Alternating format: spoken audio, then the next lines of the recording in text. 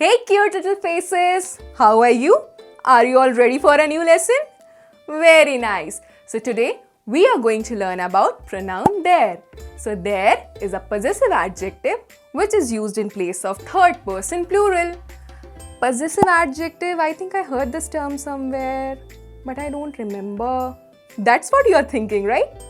No issues. Let's revise it. A possessive adjective tells us that what thing belongs to which person, and it is followed by a noun.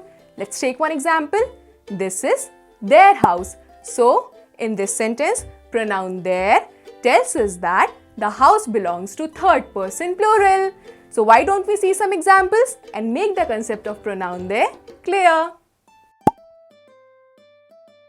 So, Rudy, our first example of pronoun there is, this is their garden. So, in this sentence, pronoun there is a possessive adjective which tells us that the garden belongs to third person plural. Now I understood. Good.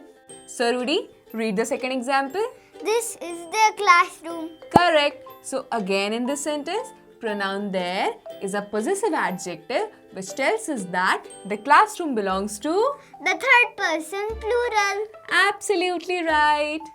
So, Rudy, read the third example. It's their ball. Correct. So, can you identify the possessive adjective in the sentence?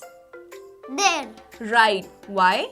Because it shows that the ball belongs to third person plural. Very good, baby.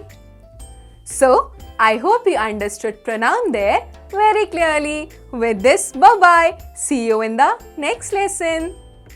Please like, share and subscribe to our channel. Thank you.